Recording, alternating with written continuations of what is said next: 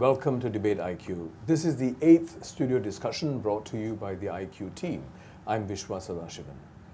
IQ stands for Inconvenient Questions. Today's topic or inconvenient question is mental health. Are we in denial? This is not a hot topic. So why are we discussing this? Precisely because it's not a hot topic. More and more people here are suffering from various mental disorders, at least diagnosed. They could be family members, they could be colleagues or classmates. Yet we are either not aware of them or worse, not willing to acknowledge, or even worse, perhaps just shunning the issue. Two issues of particular concern. First, is there a treatment gap? Or what it means is the number of people who are not on adequate treatment or lacking treatment altogether. On average, for depression, the affected person takes 5 years to seek treatment. For bipolar disorder and for obsessive-compulsive disorder or OCD, the average amount of time taken to seek treatment is 9 years. And for alcohol abuse, the time taken for treatment is usually 14 years. This is according to the statistics that we have.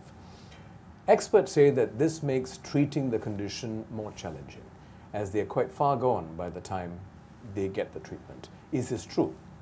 The second worrying trend is the number of children and teens that are affected. For example, the number of reported cases jumped from 533 to more than 3,000 between 1980 and 2010. Is this necessarily an alarming figure? The number of children warded for aggressive, suicidal, or hallucination tendencies jumped 35% in 4 years, between 2005 and 2009. As Singaporeans, we should be concerned about these trends, concerned enough to at least discuss them and take some measures, some ownership. After all, those affected are our fellow Singaporeans. This is why IQ is having this discussion today, precisely to make it a hot topic. To help us make sense of the issues, we are privileged to have three people who have spent years in the field of mental health. Associate Professor Daniel Fung is Chairman of the Medical Board at the Institute of Mental Health, or IMH, and he's an expert in the area of child and adolescent psychiatry. Dr. Fung is also the President of the Singapore Association for Mental Health. Next, we have on the panel Adjunct Assistant Professor Mythily Subramaniam, who is the Director of Research at IMH. She was a co-principal investigator of the Singapore Mental Health Study, which was a nationwide survey on the state of mental health in Singapore. Our third panelist is Ms. Tan Lili, Executive Director of the Singapore Association for Mental Health, which is a VWO that focuses on rehabilitation and reintegration of persons of mental illnesses, or PMIs. Thank you very much for joining us. Once again, in today's discussion, we have a live studio audience representing a spectrum of our society, all of whom are interested in the subject, and some have hands-on experience with mental health as patients, as caregivers, as counselors. Thank you so much for joining us today. Before we get down to discussing the topic, here's a short video clip that we put together to set the stage for the discussion. What has really got me through everything and given me a sense of purpose is, remembering the things which are important to me, which is having a mind. Having a mind is such an important thing. And this is why mental health, the whole topic of mental health, is very, very significant, not just to me, but I feel significant to all of us. If we don't have minds, what will our world be like?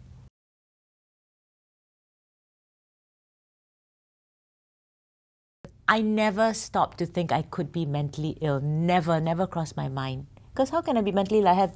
I had a job, I had great friends, I had a wonderful husband, I was raising 2 kids. The stereotype of a mentally ill person does not fit into what life I had.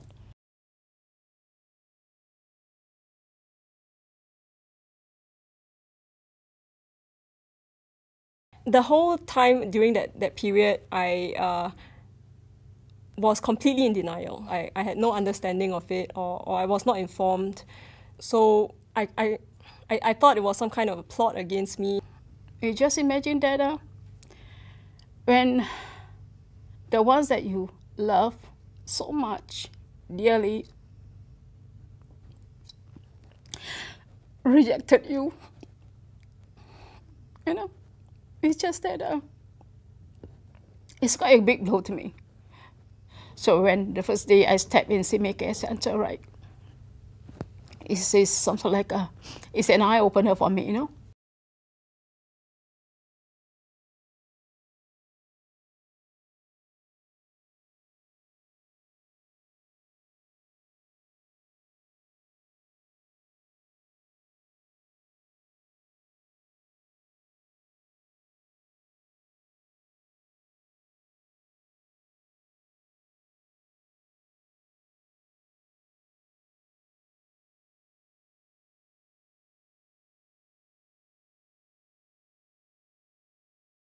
Let me start with you, Daniel.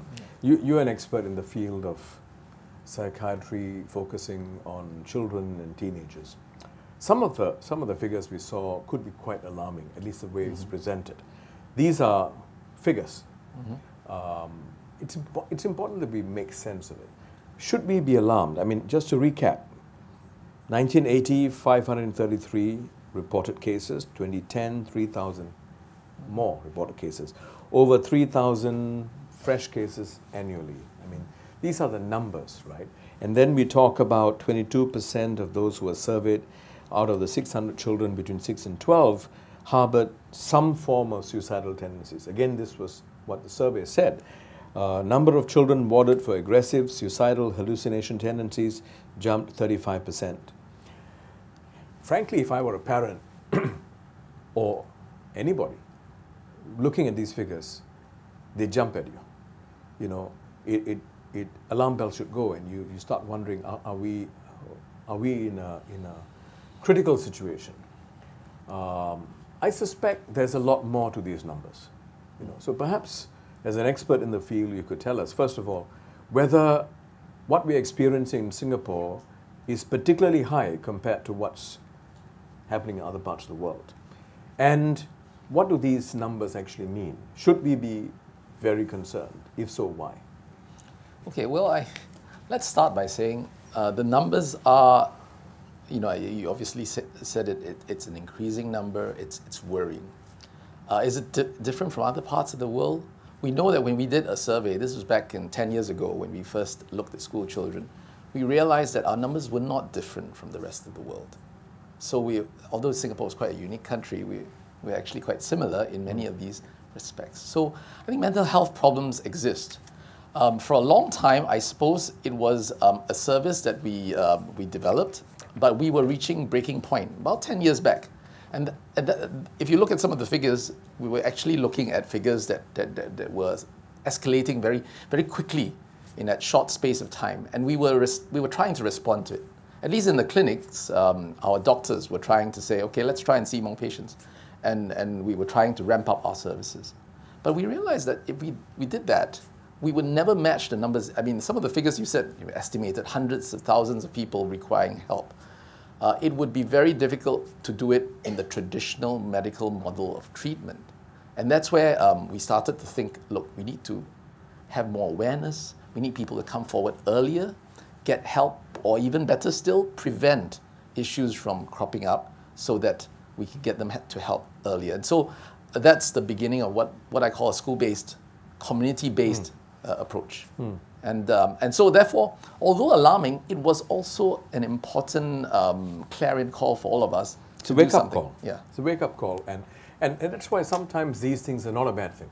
Yeah. It's better that we are awakened to the reality that these things are happening, and then all of us collectively should start asking, why is it happening? Right? And what can we do about it? Right? So this is not a blame game. Today is not a blame game. Today is about getting to the root of the problems. And if there are things that need to be fixed, then we talk about it. Right? And well, one of the things that I found out is one of your former colleagues at Ailments, Dr. Winslow, a well-known psychiatrist in Singapore. This is what he commented when he was asked, why is there such a significant number of OCD, obsessive compulsive disorder, cases among children, right? And this is what he said, and I quote him: "I do think that our national psyche of wanting to be perfect does contribute to high OCD figures here. Even our school system relies more on getting the right answer than on the creative thinking process. In public, too, there are huge issues of appearing right, well, and normal despite how messed up things may be." So, I mean, this is his opinion, of course, you know, and I'm sure many parents would feel the same way. I, as a parent, I also feel that there's undue amount of stress. But then again, you know, parents are parents, we fuss. But Saba, you highlighted earlier on your concerns about children going through stress. Your children are not really children at this point in time. They are early 20s, yeah. But they are your children. Yes, they are my children. Sorry. Yes, I've passed that stage, but when they were growing up, I had the same expectations as any other parent, especially for my son, for several reasons. Number one, because of our income background, because of our family education, lack of educational background, and thirdly, wanting to progress and be on an equal footing with everybody, the same as any society, any community, and always wanting to have more. So it's just not about education, about having material wealth, and to appear successful in public eye, not just public, especially family. There's a lot of family pressure to do well, not just personally, but it gets passed on to my kids. So over the years, what I've done is I've researched and I've looked at the education system, and I've tried my best not to apply too much pressure, but at the same time, I needed to balance society. So there was an anxiety that your child should not be left behind. Anxiety is always there. Right. It still is. Okay, let's hold it there. Mythily, you're a director of research. You've done a fair bit of research in this area. Would you want to comment on this?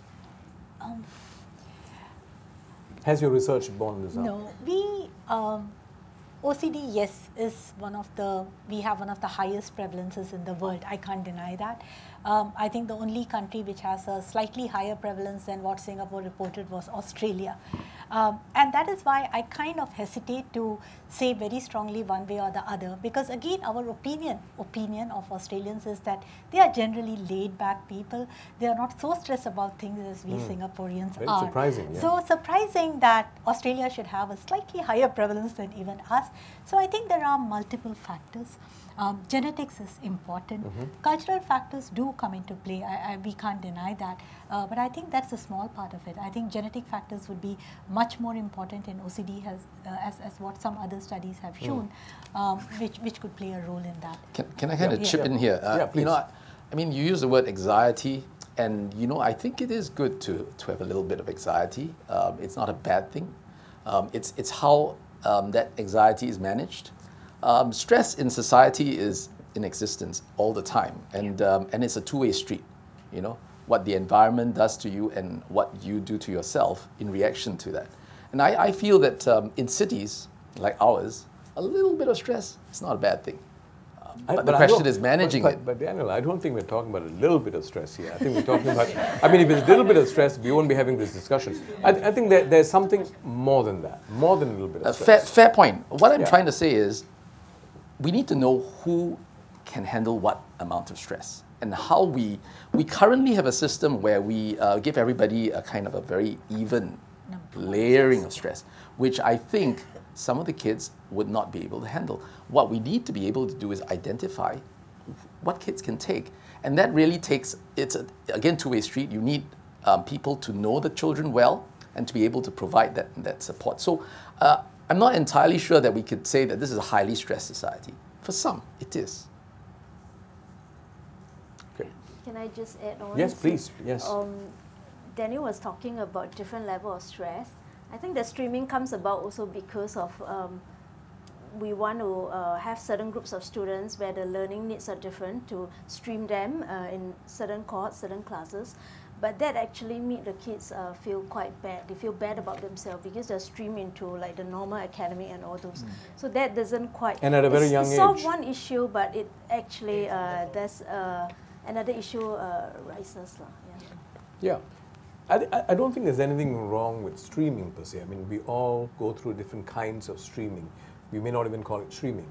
But I think one of the questions that's being addressed today, and I'm glad that it's being finally addressed, is are we streaming them at a stage in their lives when they're not ready for it?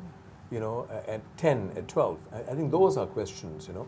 But whatever it is, I mean, there are stresses that we are facing, our children, and parents are facing on behalf of the children sometimes, quite often in fact, right?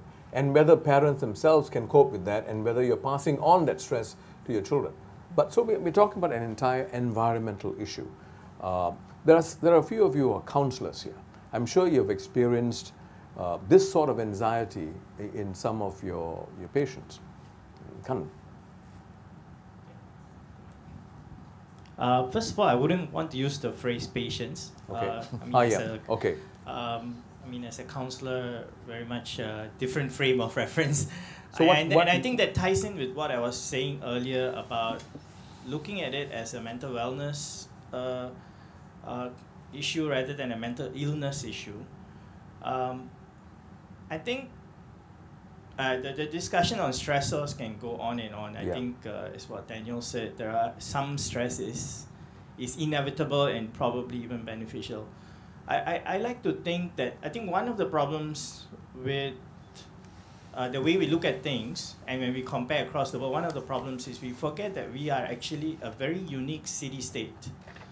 And if we compare our statistics with, say, Australia, I think we may not be comparing apple to apple. So that's one. That's what I meant just now when I said we ought to take a sociological approach to things and see what exactly is our ecology here.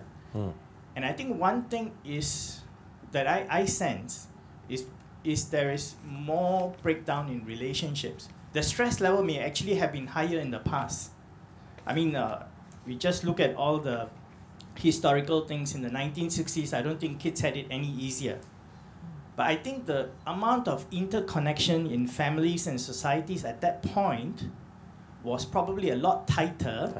Than what we are experiencing now. I mean, we don't need to look very far. I just have to look at my own family and the amount of time I interact with my own kids compared to the time, and not only time, I mean, time is a very crude measure, the quality of interactions, the frequency, and the whole richness of it. And I think, I like to blame the handphones. I think we have to have a handphone abuse as the next DSM-6, but it's a breakdown of relationships at intimate levels and as well as societal levels, which is contributing to some of the mental health issues that we are facing. I think that's Kanan, thank you. I think that's a very interesting point you've raised in terms of the kind of natural support system that we used to have, right?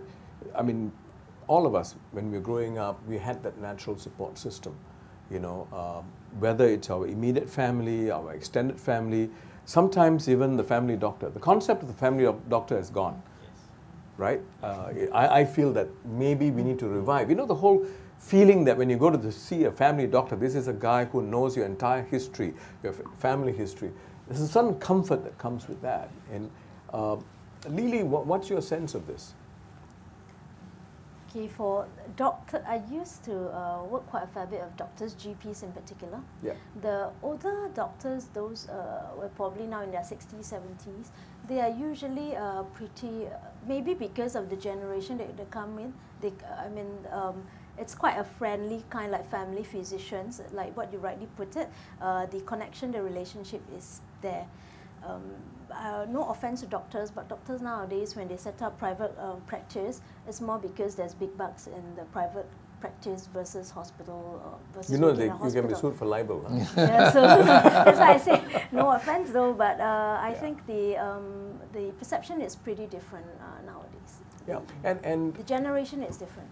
Now, there's been quite a bit of effort on the part of the government as Ministry of Health to sort of build an ecosystem, right?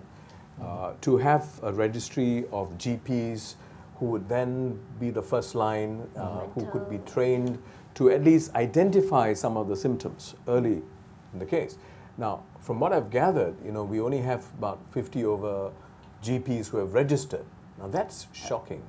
I think about between 50 to 80. Yeah, I think it's a 80, bit higher. what I heard the numbers was about 80 that has 50 been. to Out of 80, 2,000, yes. It's very small. Yes. Now, I would like to believe that it's not for lack of effort on the part of the government.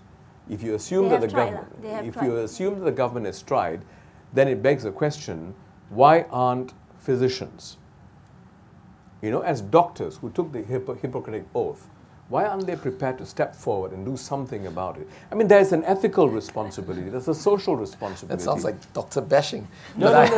Well, you're a doctor, you're the only doctor here, so you should feel bashed. But you're a good doctor, you're a psychiatrist. No, I think one of the issues that we've actually separated mental health and physical health quite well.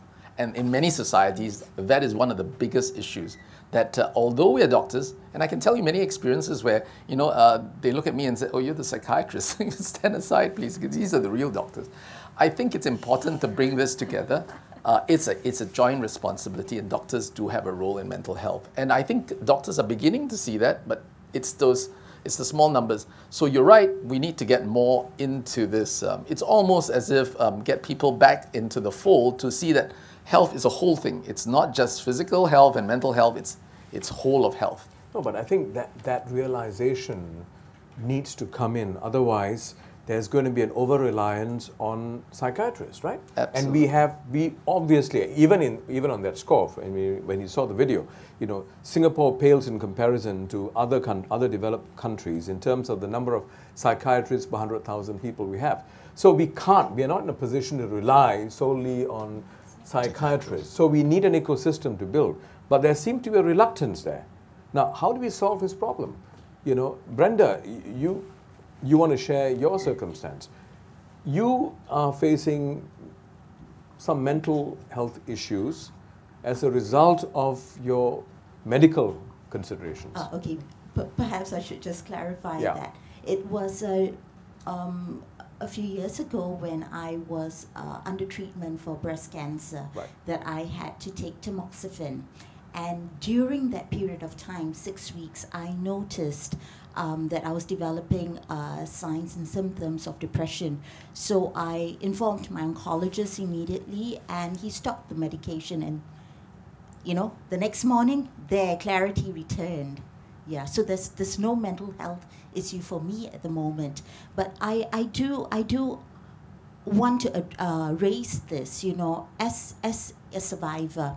I ask on the behalf of so many other patients, having to live with a physical illness, be it cancer or diabetes or heart illness or whatever, it's already problematic as it is. Yeah. There's a lot of stress that comes along with that illness, and coupled with the stigma of having depression or anxiety can be a very heavy burden to carry.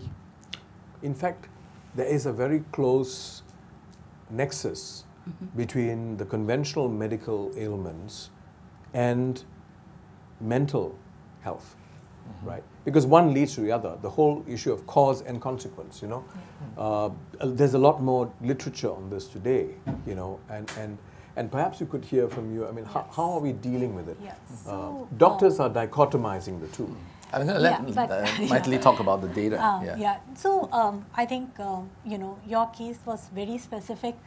You could identify it, or your doctor could identify it, and in a way, it's fortunate that the minute the medication was stopped, everything became okay. But as Shiva very rightly said, physical illnesses per se, not related to even medication, are related very closely with mental illnesses and vice versa. So, and what is actually, for me, what is sadder is that people with mental illnesses have, in fact, a higher risk of developing physical illnesses as compared to people with physical illnesses and mental illnesses. It also, so this could be a lot of reasons. There could be common, although we like to separate it, there could be common genetic basis for some of these conditions. And it is the challenge for a person with a chronic physical condition, the constant stress, the constant unknown, what is going to happen next with him, inability to manage his condition or a sudden admission, all of these can trigger a kind of a mental health issue in them as well. In a mentally ill patient, there are other factors which actually predispose them to physical conditions. So there's a huge comorbidity between the two things. But what happens is, in a patient with chronic physical condition, let it be cancer, let it be diabetes, even hypertension, a lot of the symptoms are so similar to symptoms of mental illnesses that they are unable to pick it up. So what I mean by that is, somebody who has diabetes may be feeling listless, tired, no energy, I don't want to get up, I don't want to go to work. But there are also symptoms of depression. How does this person differentiate between them? When he goes to the doctor, he talks about still, I think something is wrong with my blood sugar, I think something is not okay. And even sometimes it gets difficult for the doctor to tease the two apart and say, hey, this is definitely on top of it, you have depression. And I would actually say your doctor did a commendable job as not to dismiss your symptoms of, just feeling tired, I feel very listless, I've got no energy, no interest, and picking it up correctly and doing it. And therein lies the issue, I feel, partly in going to a GP. So what I'm saying is, first of all, when I know I have a problem and I go to the GP, and I am responsible for this myself. I took my son with a very bad cough to a GP. The GP was amazing. He did a great job. He gave him a prescription, and I thought to myself, should he be referring my son to a tertiary specialist? Because maybe I think this is more serious than just a cough. Well, that's the mother in me. The cough wasn't getting better. So, but the cough got better. I just needed some time for it.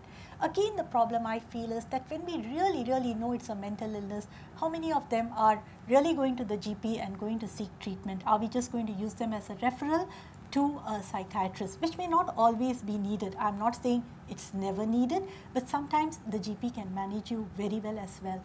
But the other problem is that if a person with diabetes goes to a GP and his symptoms are so, diffuse, so not specific, which happens with mental illnesses, it gets a bit difficult sometimes for the GP to pick it up.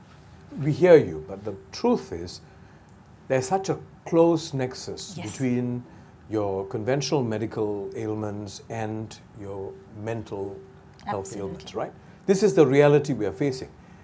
It doesn't make sense for us to continue to dichotomize. Absolutely. I don't know what the solution is, but there jolly well be a solution, because it is so difficult when you go in there to say, what is it? So either our GPs, our doctors, have to be better trained in medical school to understand the two. There has to be greater parity in terms of emphasis when it comes to medical and mental in the way it's taught. And I guess we'll have to start finding ways to build a more effective halfway system, right, between when a person starts sensing signs and the psychiatrist. There has to be a whole system. Right now, from whatever I'm hearing, I'm not seeing that. Now, Raymond, I'm going to come to you in a while. You've gone through a long stretch as a caregiver. Correct. How much of support did you get in terms of the community? In terms of the caregiving for community? 4 decades, 40 years, and Doris had schizophrenia. Now, Doris, taking a point, your wife, my wife, my late wife, but taking a point from Brenda, she talked about her physical illness and then depression. That's exactly what happened to my wife when she was admitted for pneumonia.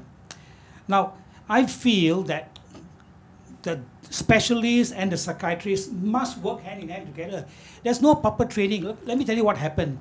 When she was admitted for pneumonia in Tan Tock Seng Hospital, she was taking a total of 52 tablets a day.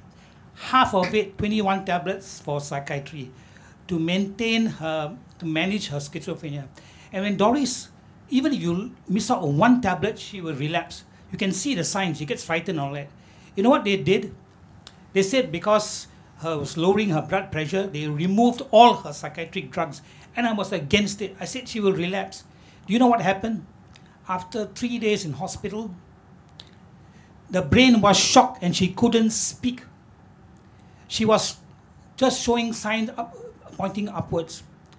What is it like to see a loved one die? When I looked after her for 40 years, I love her very much. when you cannot even speak to your husband and tell him your last words. I went through enormous pain. I went through 1 year of grieving. I suffered from insomnia. I couldn't sleep. Where was the support? Right? Even when I was looking after her, besides IMH giving Medifund, IMH has been very supportive, but IMH cannot do it alone. You need the grassroots leaders, you need MSF, you need MOH to work alongside IMH to provide the supporting systems for caregivers. And that is clearly lacking. Right, thanks. Daniel, what can be done? Well, okay, taking Brenda's point again, I think the combination of, medical treatments are very frequently associated with mental health correlates, and depression is most common. Many medications, if you got hypertension, you take, it can cause depression. I think you can't expect everybody with all these conditions to come forward. And you rightly said, let's get, GPs trained. We're trying to do that. It takes a whole generation of training. Today's who do you mean? We as doctors as a whole, when we train medical students, we've increased the amount of mental health training today. So there's a lot more. When I was training as a doctor, we had, I think, very, very short. Yeah. It's maybe a month at most, probably less, 2 weeks in psychiatry, and you have no chance to learn. A month out of 5 years? Yes. Of course. No, but I think they have improved it. Yeah, the curriculum is, they have revised it. Yeah, we have started from a very low base. That's one part. The other part, of course, is trying to integrate it so that it is not just a month. In the 5 years, you get a lot of mental health, which is, I think, the way forward. Today, the GPs are able to treat many of these things, and they should be able to bring in the other doctors, the psychiatrists and the other specialists. Raymond's point about people talking, I think that's inherent in our system. We become little silos of care. So different areas we have become very specialized. And although you keep saying I'm the child and adolescent expert, I like to think that I'm a doctor predominantly and a Singaporean, firstly, because that's what I like to see in our system. We actually can train each one of us to have good health knowledge. It starts in school. So if we all can be like kind of mini doctors, we learn about our health right from the start, maybe make it examinable so that you really know it and the stress is in the right place. And then train everybody to be more aware. You really want to introduce a lot of stress to the system, don't you? No, teach everyone to be their own doctor because you know yourself best. And then from there, you can really expand. Yeah, but Daniel, you're not really answering Raymond's point. Raymond's point is IMH can't do it alone, right? I agree that. The government can't do it alone. Right? Of course, the government can do more, I feel, in increasing the budget, increasing the parity, right? But that's a longer term issue. But right now, what will people, I'm sure there are many other Raymonds in Singapore who are suffering in silence, right? What can the system do? What more can we as a society do to make sure that there's a lot more of step-down care before you go into the hospital?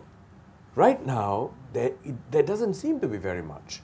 Correct. Right? So that's his question. So what's your response to that? All three of you, in fact. You want to buy him some time? So Lili. In fact, Viswa, yeah. It was so bad in 1995, stressed out by work, stressed out by home life, right? It's not easy to look after someone with schizophrenia. I attempted suicide. It is that bad. That's the reality of what the caregivers go through. Yeah.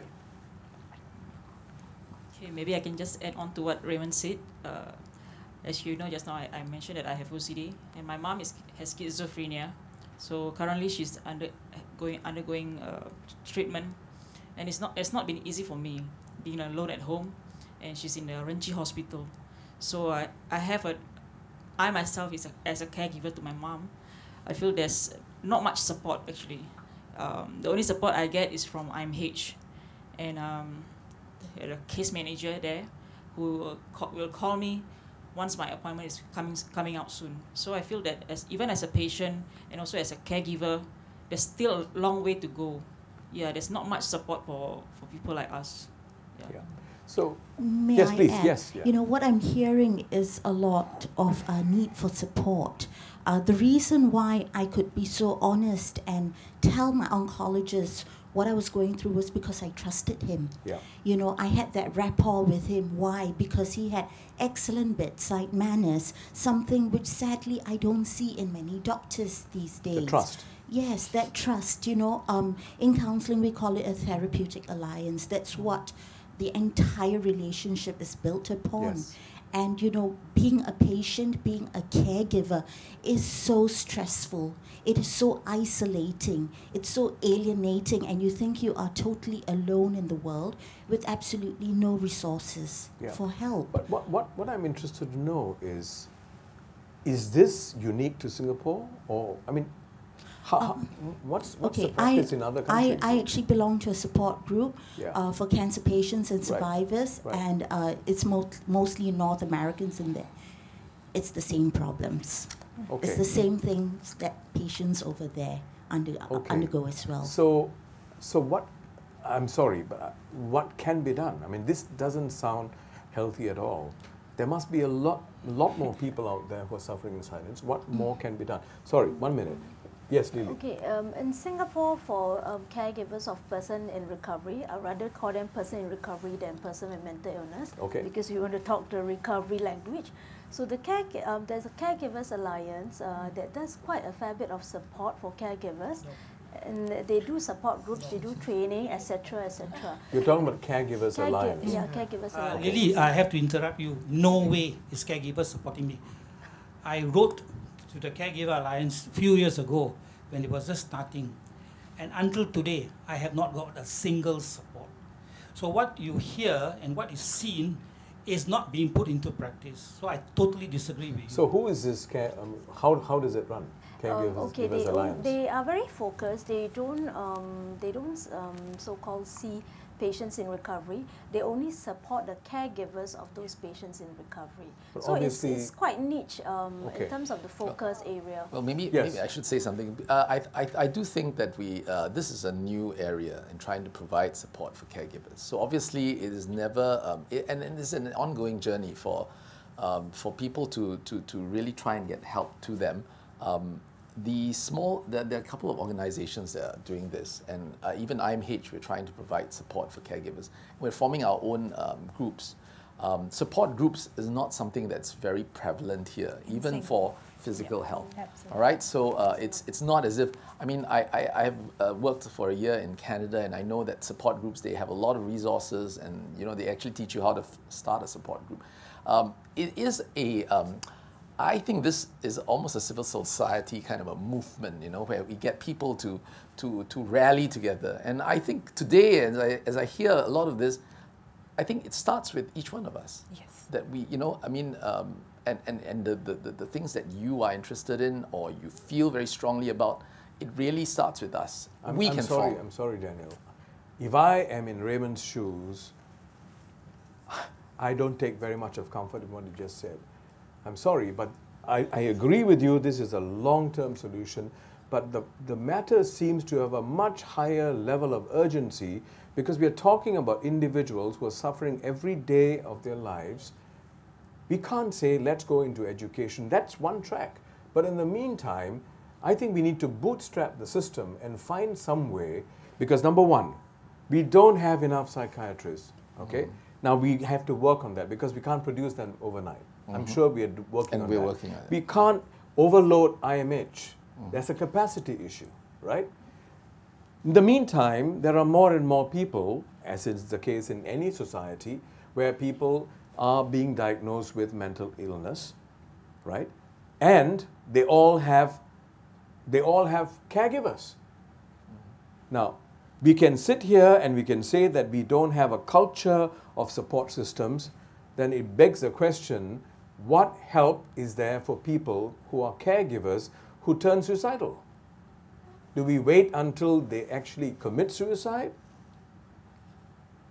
So that the I'm sorry. So I'm agitated here, and I think rightly so. I'm rightly so because We are dealing with human beings. No, there's nothing that I, you know. Sorry, can I just interrupt? What does support mean? Because I am mentally ill. Yeah. I don't have caregivers as such. Okay. I have a wonderful family, yes, but I don't have the kind of caregiver, the care. I don't have the luxury of the care that Raymond gave to his beloved wife, late wife. Okay. Actually, I'm curious because I know you went through a lot. I've followed your story, but what is support? Because you have a support group. That's a different function from a very personal, intimate, in the house situation with Doris. So what does support actually mean? Because I understand why you're agitated, because you're thinking, look, this guy went through a lot. His wife went through a lot. He's saying he didn't get the support. What support? Yeah. What support? What is the definition of support in Raymond's situation? The definition of support in SAMH is a support group. Yeah. But The there's for caregivers and on. alliance. Yeah. So I think here support stands for different things. So what does it stand for you? What does support mean? For me, support is understanding, but it's at a level where I have been the main caregiver for myself for 10 years because I've had to be. Because I have a husband who's traveling and children. I have children. You know, I can't put the burden on them. Yeah. And there is a domestic worker at home. Can't put the burden on her either. Yeah. So I rely a lot on my doctor. And very diligent about my medication. But beyond that, I'm really not sure what support actually means. Maybe that's a good point. Maybe we need to get to the bottom of this. What does support mean here? I'll give you an example, Viswa. Yeah. In January this year, I suffered from viral fever. Everybody knows my wife died. Okay? It was in the newspapers. It was covered all over by Chinese press. When I had viral fever, I went down to see the doctor. And you know what? The polyclinic doctors were very kind. The head of the polyclinic is a very nice doctor, Dr. Karen Ng. And they wanted to get me warded. Why? Because I didn't have self-care. They were very sympathetic. You know what the reason was? The doctor told me. One of the doctors who saw me, he's also into psychiatry. He told me there's no guarantee that you can get a bed. All right?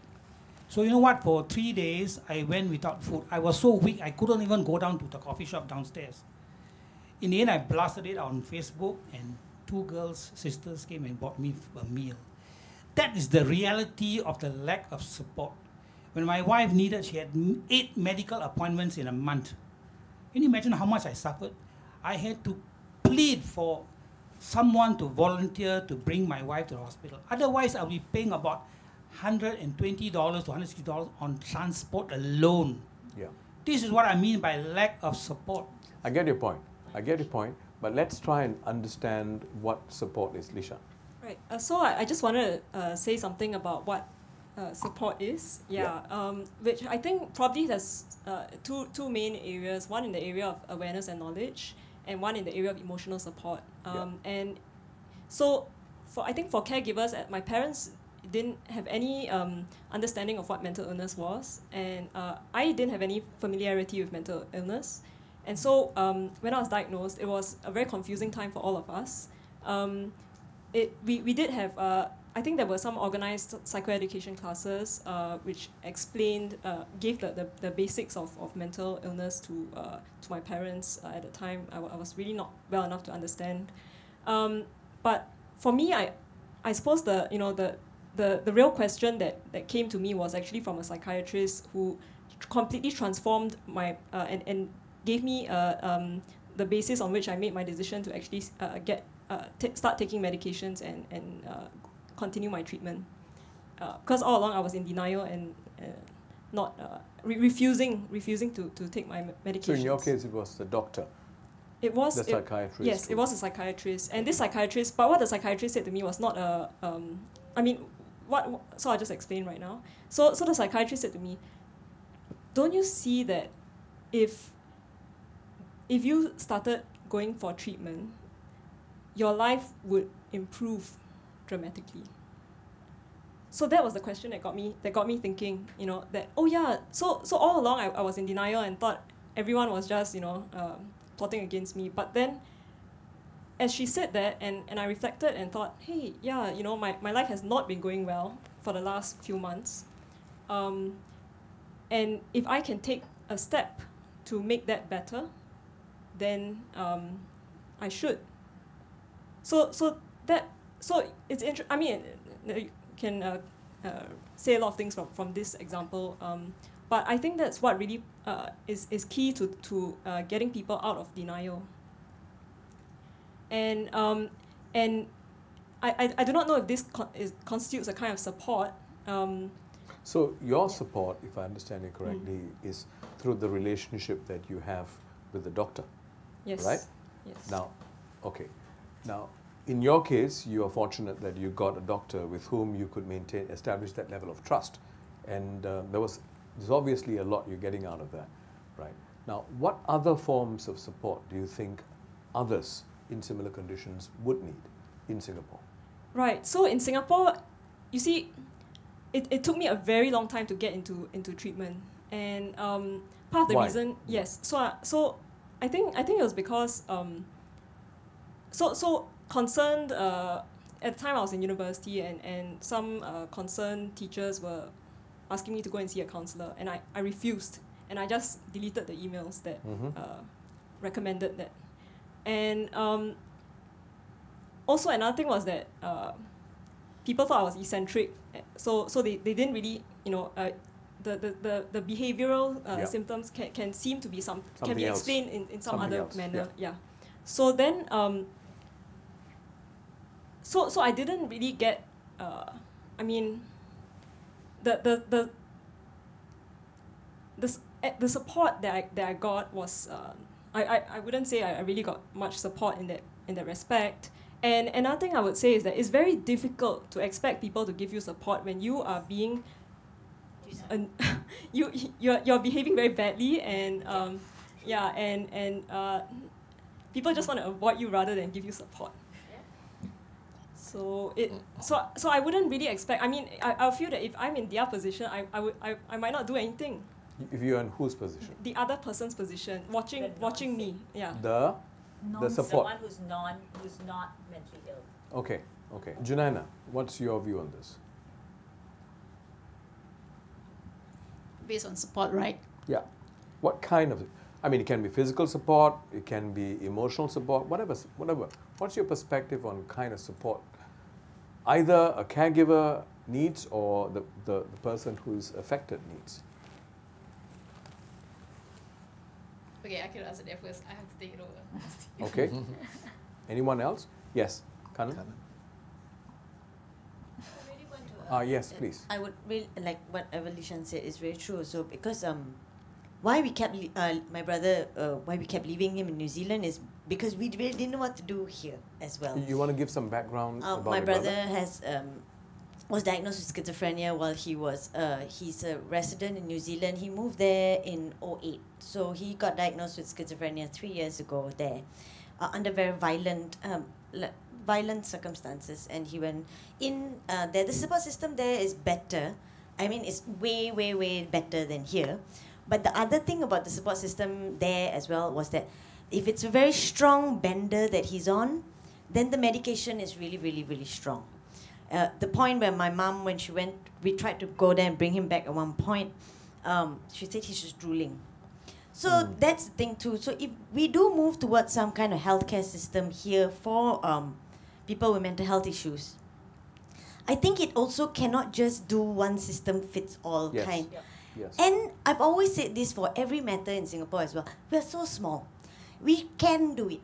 We should do it because we are so small. You can create jobs with this, you know? Yeah. So the thing is, how then are we going to look at the more first world countries system and then approach it here as well? And then I went to look about support systems for my brother and all in New Zealand to try to give him research as well. And I realized it was very ground up initiative, but they're normally like care centers like a VWO or something organizing it. But the thing is, that's the thing about my brother as well. Like, it's been 3 years, he hasn't come to terms with it. So that's why the first step, how then when I do manage to bring him back, or when he does seek help here, he's still fighting his brain. And that's the other issue I want to bring up as well. It's a lot more easier for women to admit that they have mental health issues than men. Is it an ego issue? Yes, even seeking treatment. Women are more honest. The 3 people women that are have more willing to seek treatment. But you see the 4 people that Some admitted conditions that they are have mental health issues and that actually came are female as well. It's not because there are more females with the problem. It's just that more men. It's even more malu lah, you know, for men to admit. Yeah, really. And I think that's another thing about my brother. I'm just saying, I feel there's more occurrence of women coming forward because I do feel like we put on another additional level of stress on top of men. Like, I think men, sometimes when they misbehave, they're given the, you know, it's just him, oh, let him go do it. But when it's women, I feel we get judged more strongly than our male counterparts. And it's harder for us to bring together our mental state of mind and our real state of mind. And because we can't connect that, I think that, well, at least the 4 of us have gone out to seek professional help because we know it's out of our capacity, or we've been given an idea that it could be out of our capacity. Would you want to, because the statistics do show that it's almost double the number of women who are seeking help. Is there any truth to what Dan is saying? I think 2 things. Depression and anxiety traditionally are more common in women, and however you may look at it. Why is that so? It's a genetic because of thing. your emotional makeup. I think so. But, well, the other part is not so good, which is that substance abuse issues are actually more common among men. So whether it's alcohol dependence or traditionally research across the world, even Singapore we had the same stats. Depression is more common among women and alcohol addiction is definitely more common. Abuse and dependence is more common among men. But the other part is, and I do believe stress, I agree. I do feel that there are certain stresses which are very unique to women. We did a study on disability. We feel that women, whether it's real or whether it's perceived, we have more disability than men with mental illnesses. But I do feel that there is something about the makeup, and I'm not talking about the genetic makeup, I'm talking about females, not about the sex part of it. I think we are more willing to talk. And that makes it in some ways easier for us to approach somebody for help. Whereas I feel that with men it is much more difficult to say, look, you know, I'm having this problem, I need help. I really see it and I feel it. But even when again, even when we ask for directions, men don't. Don't. Right? My wife always complains, you don't know where we're going, but you wouldn't stop and say, I'm lost. Right? It's a male problem, right? Raymond? I do wonder whether it is brought about by the way we are conditioned from the time we were children. Chauvinism. Yes. There is a fair amount of that. And the societal Stereotypes. The societal expectations of behavior. You know, if there are more men who resort to substance abuse, is it a coping mechanism that they have learned? Could be. You know, for me, I created my own support group when I fell ill. It's just something I thought I needed to do because I had been taking care of other people. I needed to take care of myself. So it could be a societal expectation, conditioning. You know, I always feel that we are more than biological creatures. We are more than our physical bodies. So I do also question, you know, are we putting on the hat, the paradigm of us being biological bodies, and that is why we have got physical illnesses and mental health issues. Do we want to actually broaden that scope and look at it from a sociological perspective or even one of language, of how we are conditioned through language to think that we are ill?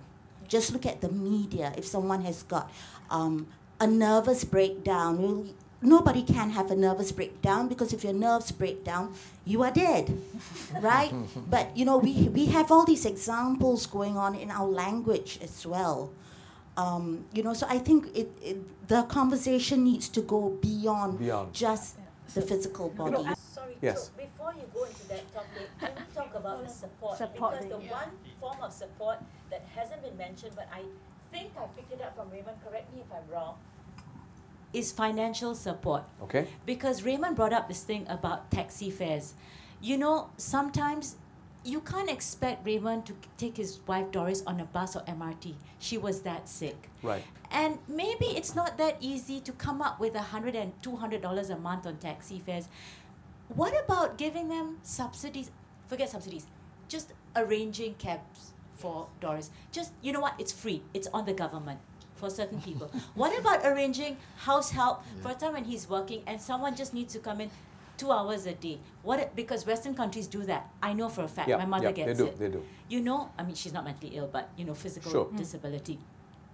I think that kind of support is what people like Raymond desperately needed. Desperately. I think the support, and never got. you're And it's right. financial. Yeah. It's So financial. the support here, in tangible terms, would be your day-to-day realities, right? Which includes transport and so on. I agree with her. You know? Yeah. I'll give you another example. Even now, when I need just to clean my house once a month, do you know the amount of letters I have to write to the ministers? And I don't get it. Just to clean my house, and the mentality is, he can walk, what? He can walk, he can write books, what? So he's okay lah. So you need, that's when I saw one of my GPs, he told me, why is it got to come to a stage when you fall down in a wheelchair, then you get the help? Yeah.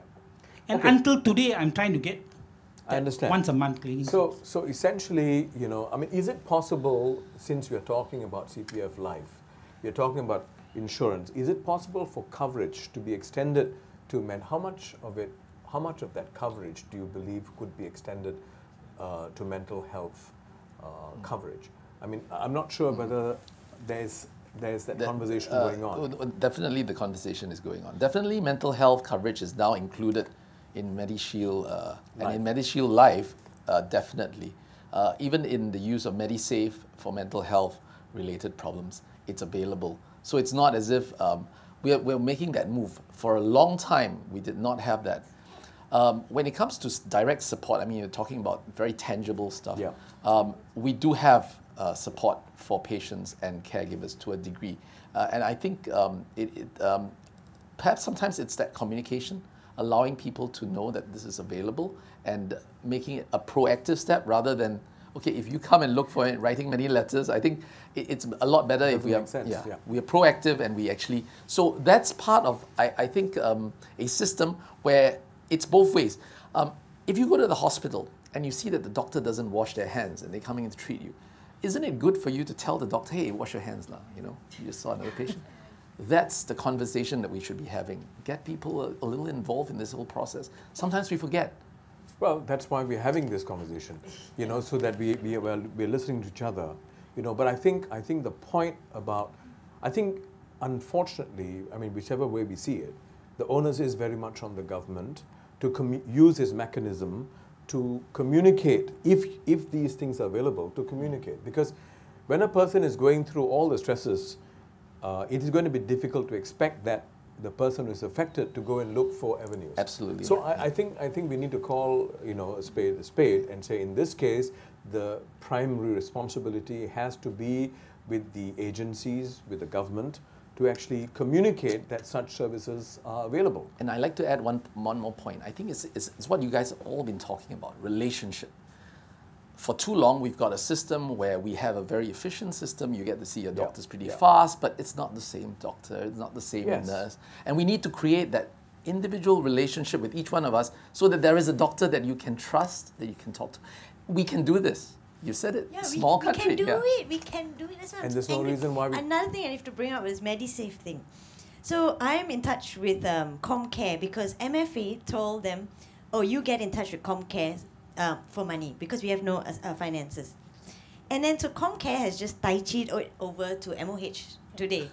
And MOH is saying that we'll do our best to get in touch with them there, blah, blah, blah, with a hospital in Thailand, get him treated there so that he's okay enough for both of us to go and bring him back, or for me and my family to bring him back. That's the first point. Second point was that they want to use MediSafe. My brother has no bloody money, MediSafe. They're going to use an old person's MediSafe. My parents' MediSafe they want. They don't want to give any money, any money in front. And I mean, it's a bit alarming, or exactly like what he said as well. Like, he was advising me before we started, just write a letter to the press. And that was what other friends were suggesting. Maybe just to push, because time is ticking. He's sitting inside there, going more and more off. So time is ticking, just write to the press. But there's the other issue as well. Like, I don't know how comfortable my brother would feel once he starts to get better, that I have mentioned his case to get help. So that is out of respect to him. I don't want to write to the press. And also, I mean, how is anybody with who he got it when he was 27? Oh no, 24. Or how is anybody who has not worked? Well, let's say I'm his sister. So in 2020, I'm going to be taking care of him. I don't have MediSave because I work as a freelancer, so we have no safety net. That's another issue. But that's the thing. So where's the money going to come from, right? Okay, so I think we hear it. And I hope our colleagues here will understand. It's not a complaint session. This is feedback. This is important feedback because these are real, practical issues that people are facing. And there are practical suggestions that are being made. And we intend to send some of these suggestions up to the Ministry of Health, to government, PMO if need be, to highlight that some of these things need to be done. Now, obviously, some of these gaps needs to be filled through MediShield Life, right? And if not, what's going to happen? Somebody needs to give the answer to that, right? So essentially what we are saying is there are gaps. I don't think there's any society in the world without those gaps. But what you're saying is we are relatively smaller place, we should be able to manage it. Hasten the pace. We need to hasten the pace. We can hasten the pace. Yes, Kanna. We need to wrap up soon, so we need to make it fast. Yeah, I just want to come back to this issue of relationships and support. I tell you the journey that I've had with my mom and what has been helpful. For the longest time, I couldn't understand why she was so particular about seeing this particular doctor. And I mean, I was young then, and I couldn't quite understand what is it that she saw in the doctor. But reflecting back, it was the doctor's attending skills. There was a relationship. Yes. So, and you know, when she first goes to see the doctor and she has diabetes, hypertension, the doctor is not asking her about this. Dr. Ang Lai Lai will attend to her as a person. Unfortunately, she had to stop her private practice, go off. That's when I realized what she meant, because when we went to the next person, and that person was just intent on being very clinical about it. So it's not true that all young doctors now are very clinical. I have my own doctor. I mean, I consider them to be my family doctors. They do have that human touch and that relationship, because I think relationship is something money cannot buy. Yeah. But at the same time, I don't want to detract from anybody's experience here. Obviously, there are issues which money can solve, which we have the ability to do so, just that we don't have the awareness or the advocacy, which is obviously what you're working on. Yeah. But I just want to bring up this point that money cannot buy relationships and money cannot buy trust. True. For a person to come out, and I speak this also, REACH has been in schools for some time. Not every parent who knows there's a subsidy takes it up. But if the parent trusts the person conveying the message, if the parent has trust in the community support, the parent is more likely to take it up. It still comes back down to relationships plus all the other financial support, which is important because there are segments of our society which we probably not even represented here because they wouldn't have got the email. And they definitely need the financial support as well. But at the same time, we cannot go about, as we have done, solving Singapore problems just by money alone. Sure. It is especially in the area of mental health. I think we need to build relationships, and what helped for my mom, and I think for a lot of people, is having that continuity of doctor. And it is a form of caregiver support, because when I go back to see the same doctor regarding my mom, it helps me to have that comfort level to know that this doctor understands my family situation, because she has that journeying with us over time. Yes. There's trust, as what Brinda has spoken about. So I'm just concerned that we need to balance. This is a complex issue. Obviously, we have different people with different stories and experience, and we can't do a one-size-fits-all, as we said, but we can't substitute relationship with money. So, Kannan, if I could just go on with what you kind of said, and We actually did a study with caregivers of people with dementia. We have actually published that study. And you are right, the first thing that people talked to us was not about finances. When we asked them what kind of support they wanted, we asked people, and they said that one of the most important thing they needed was information, which Lishan kind of brought up. What is this and how will it progress and what will it mean to me and what does it mean for this person who's suffering from it? Prepare us so that we know what we are going to look at. But the other thing that they said is not about the doctors, not about the government, but about society as a whole. We want our relatives to understand what this problem is all about. We need people to step it up and say, even if you can't go out, I'm willing to come home and spend some time with you.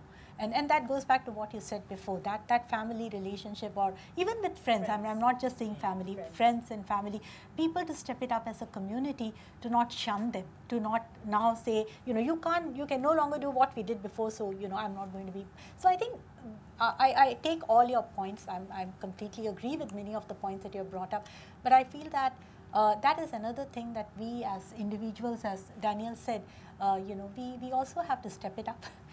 We have to support our friends and family members who are going through a So that's time. awareness, and that is an absolute must. We all need to build that awareness, but that takes time. Yeah. And I believe the process has already begun. Yeah. The education in schools and so on. We just have 5 minutes more. Yep. I want to bring up a point. Right. I'll come to you in a while, Lishan, but I want to bring up this point about reintegration. Right. Now, there is this whole dimension of reintegration. Now, if people who are affected feel that they cannot reintegrate, they're always on the fringes, it is never going to be easy for you to feel included in part of society. It's psychological. So reintegration actually has multiple parties involved, right? The patient or the person affected, the next of kin, the stigma, which is cultural within the community that you're part of, as well as the employer. Now, is there sufficient protection for the affected individual in Singapore, if you are mentally affected, for there not to be discriminatory practices in Singapore? I know in other jurisdictions like Hong Kong, there is actually strong legislation that actually makes it an offense to do it. Is there a need for us to do that, or maybe it's not necessary? I don't know. May I have your views, Lili? It's two sides to the coin, because if you think that it doesn't need to declare, let's say we have a legislation, doesn't need to declare, but if the person suffers from a relapse, the people in the working environment would not be able to support this person. So it can be a bit risky to the person in recovery and also to their colleagues, co-colleagues. So you do feel there's a need. It's not altogether bad. It's not for altogether there to bad. be a as far as I'm declaration. concerned, I think because it's a bit of a preventive measure, and we actually place quite a fair bit of people into the. We have employers that are pretty supportive, that wants to try out in terms of giving employment opportunities to persons in recovery. So you have a job what program? We have a vocational training placement. But how many employers have participated in that? How many employers have come on board?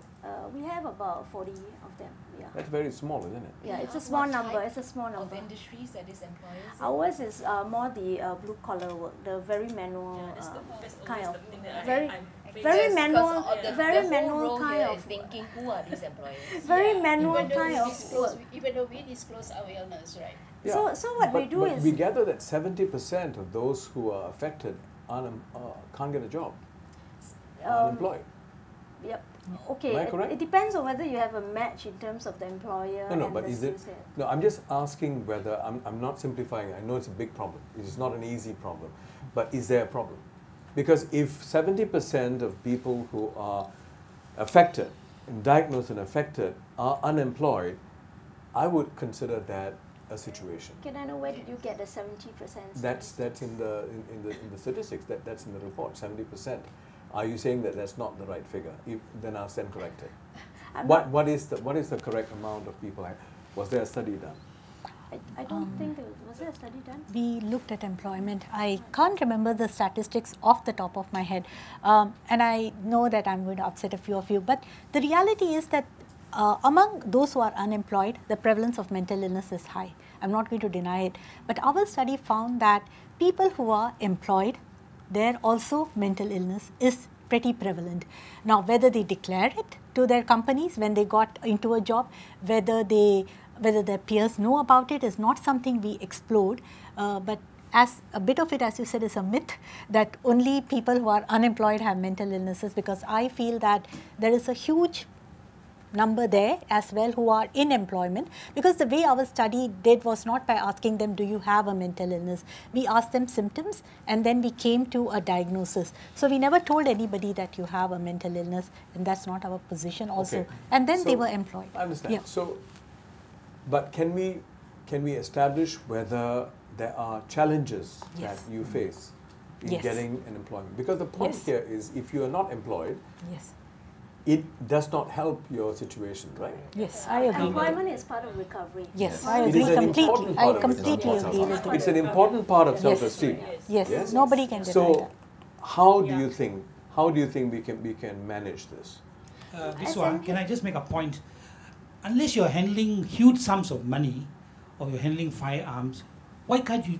If a person is doing an administrative job, why can't you make that a requirement that it is illegal to ask a person whether he has mental illness? That in itself is stigmatization. In America, you can get sued. Well, Speaker of Parliament Halima Yaakob, right? Unionist for a long time. She said this: what is considered as mental illness covers a whole broad spectrum from the mild to the severe. With medication, many can continue to lead meaningful and productive lives. They should have no problem working. Yeah.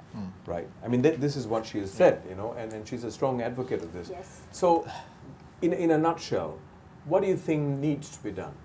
We did a survey, SMH. Yeah. SMH did a survey on employment. We actually went and asked our employers what do they feel about employing persons in recovery.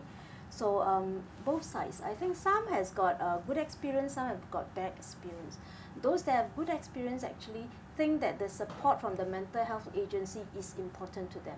That means knowing that this person that is recommended over has got a certain condition, and that there is support from SAMH itself, it's important for them to continue that partnership. Okay. That's why I say it's like if Raymond says, don't declare, but you don't declare if you suffer a relapse in the office environment, and if something were to happen, then the employer would be would never want to give a chance anymore. You understand? Is there anything blue collar workers?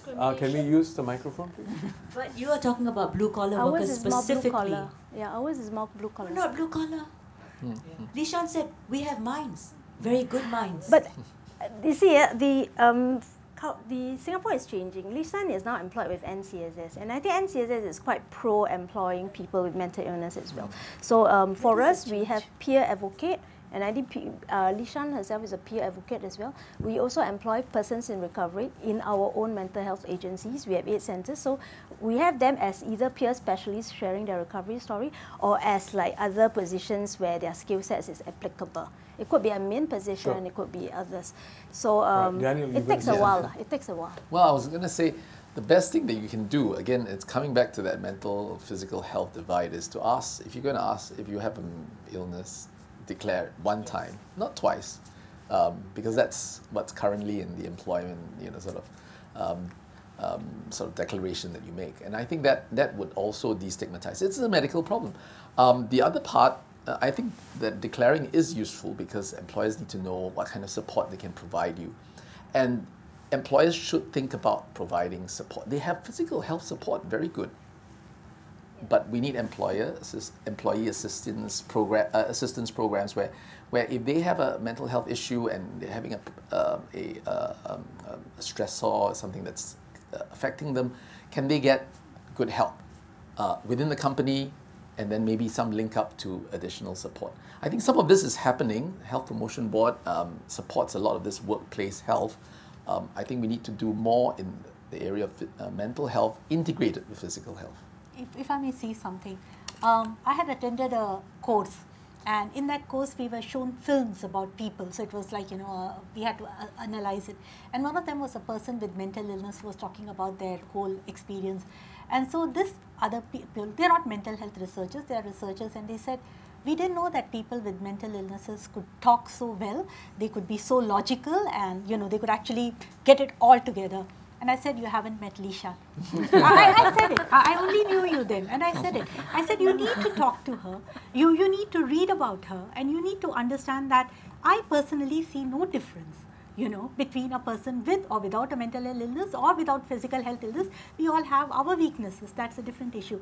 But you see, Lishan, we need people like you to step up and show that people with mental illnesses are just like anybody else. They can hold a job, they can do a job better than us. As he said, you're a better person in many ways than us when it comes to knowledge about it. But I think people need to see that. Not many people are willing to step up, who are in good positions, who have a good career behind them, who say, yes, I have a mental health issue, I've dealt with it, I am living it. There are very few people like you who can come up and say that. So they need to see that behavior, that what they see in movies or what they say or what they think is not the right thing. No, it's not always. It may happen sometimes, I can't deny that, but that is not the norm. The norm is this, Lishan. So I think they need to see that sometimes for employers to actually feel comfortable. And a lot of them, later somebody wrote to me and they said they read your book. So yeah, I think we need to change. So basically we need to clone Nishan. We need to not clone Nishan. We need more people to be brave and step it up. And I think that's a great point, and maybe we want to end, we'll have to be seriously overrunning. So we'll have to end, but I'm going to give Lishan the last word, since everybody's been talking about you, Lishan. There's so much pressure there. Keep it short, sharp. You're supposed to be very logical. You're supposed to be very... I'm supposed to be very logical, but I'm just going to end off returning back to the issue of support. And I think that friends are really important in this issue of support. And I'm just going to share this support that some friends had given me, which was very much needed at that time where I felt so alone. And what happened was that I had been, trying to deal with my diagnosis and feeling very depressed and sad and upset and existential and everything else.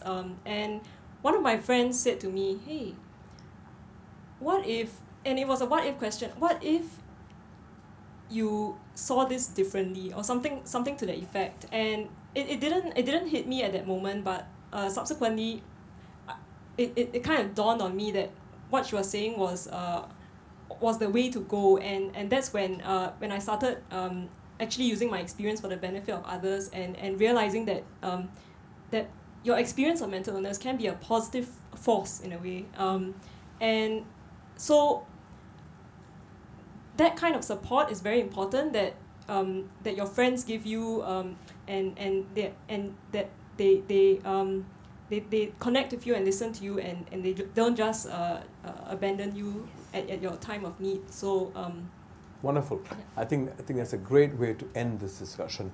This is not a conclusive discussion, let's face it, right? This is in many ways, I'm hoping, would be a continuing conversation. I'm sorry if it came across as if it's doctor bashing. It wasn't meant to be that at all, but it's a question about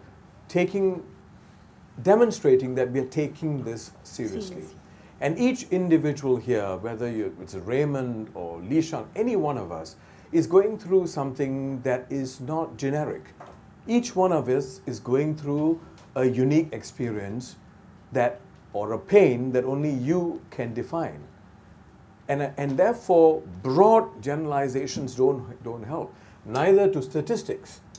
Statistics do lie, but statistics do also point us to problems. Yes. And it is our responsibility collectively, including doctors, including patients, including people who are affected, next of kin, caregivers, every one of us, counselors, that we recognize that there's some truth. It may not be the whole truth, there's some truth to it, right?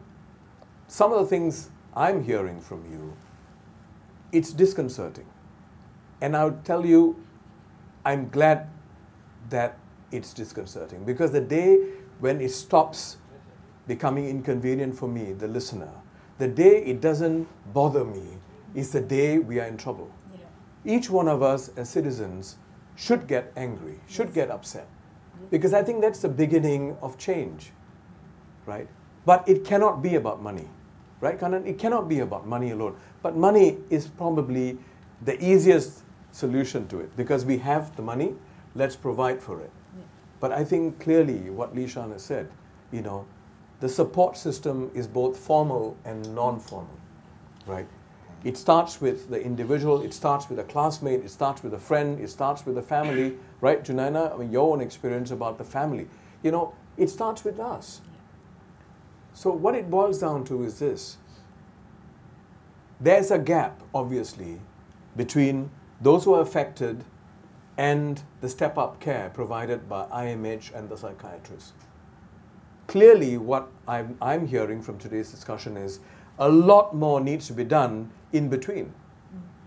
Call it support for the caregivers, call it support, call it destigmatization, call it legislation or something else that allows for removal of prejudice and discrimination. These are not easy solutions. We call it community care. Call it community care, but let's not sanitize the problem. It takes a village. This is an issue. It affects individuals. There's a lot more that needs to be done. It requires the government stepping up. It requires individuals stepping up. It requires a building up of the civil society, NGOs, VWOs. But there's a lot needs to be done. And my final point here is this. One thing that stands out for me as a Singaporean is there's no point talking about being an inclusive society. There's no point talking about being a first world society if we can't have the resolve to begin to deal with this.